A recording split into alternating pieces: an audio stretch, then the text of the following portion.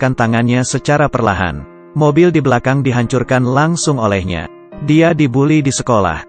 Juga tidak ada gadis yang menyukainya. Ayahnya seorang alkoholik dan kerap memukulinya.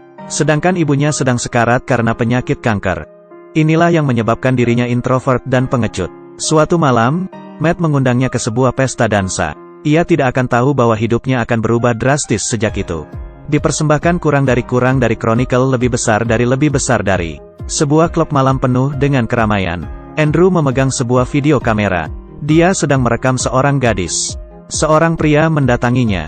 Pria ini adalah pacar gadis yang ia rekam. Kemudian ia dipukul oleh pria. Andrew yang pengecut langsung kabur. Ia berlari keluar dari klub malam. Matt dan Steve menemukan sebuah lubang. Sebuah lubang dengan fenomena supranatural. Terdengar suara misterius dari dalam lubang.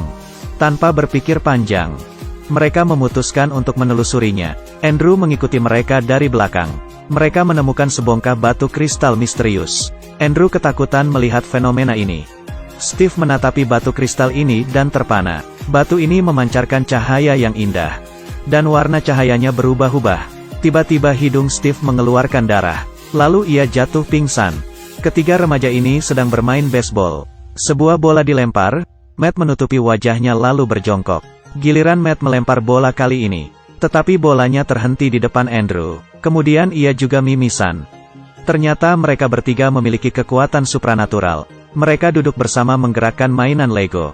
Tampaknya kekuatan Matt dan Steve tidak sekuat Andrew. Mereka keasyikan bermain-main dengan kekuatan ini. Mengganggu gadis-gadis di sekolah. Makan keripik kentang tanpa menggunakan tangan. Mengendalikan troli di supermarket untuk lelucon. Anak kecil pun tak lupus dari aksi mereka. Mereka menerbangkan bonekanya. Seorang remaja dipukul oleh permen karetnya. Berikutnya ia langsung terjatuh ke lantai. Mereka bahkan bisa menggerakkan mobil. Namun penggunaan kekuatan ini memiliki efek samping bagi mereka. Hidung Steve mengeluarkan darah. Kali ini mereka berada di jalan raya. Mobil itu terus membunyikan klaksonnya. Seolah-olah meremehkan mobil mereka. Andrew tak bisa menahan amarahnya. Ia melakukan gerakan melempar ke samping. Akibatnya, mobil itu jatuh masuk jurang. Matt dan Steve langsung bergerak menolongnya. Kemudian mereka membuat sebuah peraturan, bahwa tidak diperbolehkan menggunakan kemampuan untuk menyakiti orang lain. Dan ini membuat Andrew tidak senang. Tetapi ia tidak bisa berbuat apa-apa. Siang harinya mereka akan berlatih di tempat kosong. Kemampuan mereka ibarat melatih otot. Jika semakin dilatih, maka semakin kuat. Sampai akhirnya mereka menerbangkan diri sendiri. Dengan bebas mereka bermain di atas langit. Layaknya anak-anak. Tiba-tiba sebuah pesawat terbang melintas. Karena tekanan arus udara yang kuat, Steve langsung pingsan. Andrew langsung bergerak menolong Steve. Dengan begitu, Steve selamat. Sejak itu, mereka semakin akrab. Setelah mereka tahu situasi Andrew di sekolah, mereka memutuskan untuk membuat Andrew terkenal. Andrew mengatakan bahwa ia tak punya keterampilan. Namun Steve tidak menyetujui perkataannya. Di panggung pertunjukan sekolah hari ini, para siswa menunjukkan berbagai keterampilan. Waktunya Andrew tampil. Andrew memulai pertunjukannya. Ia mengulurkan tangannya, kartu langsung terbang ke telapaknya.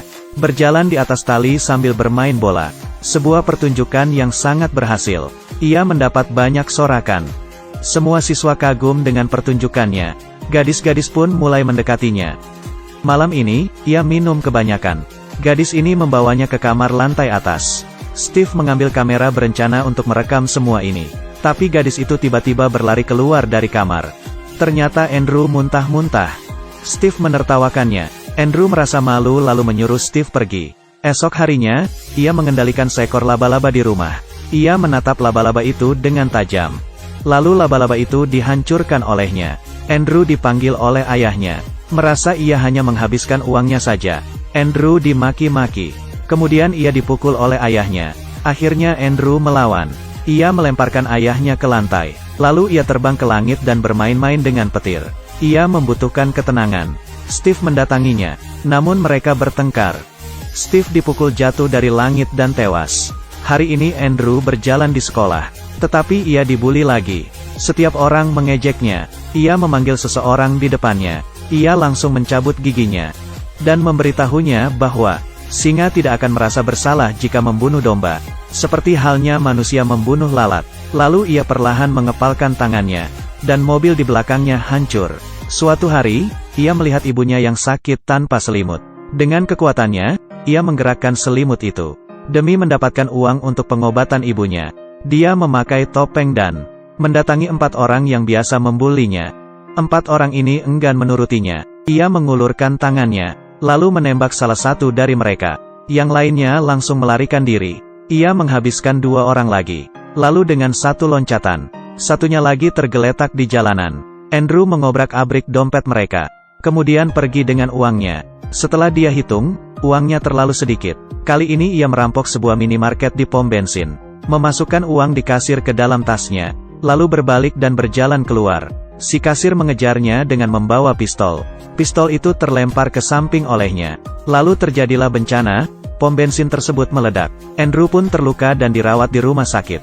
Saat ayahnya datang membesuk, ia dikabari bahwa ibunya telah meninggal. Ibunya meninggal karena pergi mencarinya. Ayah marah kepadanya. Ia dimaki-maki.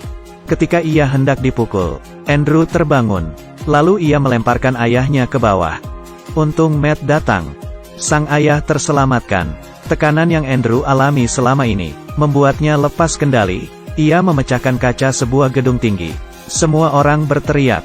Matt datang membujuknya untuk berhenti menyakiti orang-orang.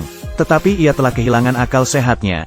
Dan ia telah lepas kendali. Ia bergumam bahwa dirinya adalah predator terkuat. Sebuah bus langsung menabrak Matt. Matt terbanting menabrak gedung. Andrew terbang ke atas gedung lainnya. Matt datang dan langsung menghantamnya ke bawah. Mereka terjatuh di atas jalanan. Mereka pun mulai bertarung. Dengan mengendalikan berbagai benda, Andrew dengan kondisi buruk akhirnya jatuh. Sejumlah mobil polisi datang ke lokasi, lalu mengepungi mereka. Tangan Matt tertembak oleh polisi. Andrew berteriak dan mengamuk. Lalu ia terbang ke langit. Namun karena kondisi tubuhnya yang buruk, terakhir dia jatuh lagi. Polisi datang mengepungnya. Semua pistol membidiknya. Lalu terdengar suara tembakan. Namun semua peluru berhenti di udara. Lalu semua polisi dilumpuhkannya. Ia terus meraung. Matt melihat kondisi ini. Bangunan di sekitarnya hancur. Banyak warga sipil terluka. Matt terus berteriak, "Berhenti! Berhenti!" Pada akhirnya, Matt tidak punya pilihan lain selain membunuh sahabatnya Andrew. Sebuah kisah yang tragis. Pembentukan karakter dan pemikiran seseorang dipengaruhi oleh orang-orang di lingkungan sekitarnya. Perhatikan orang-orang di sekitarmu, ataupun diri Anda sendiri. Yang di luar kendali itu kekuatan supra atau sifat manusia.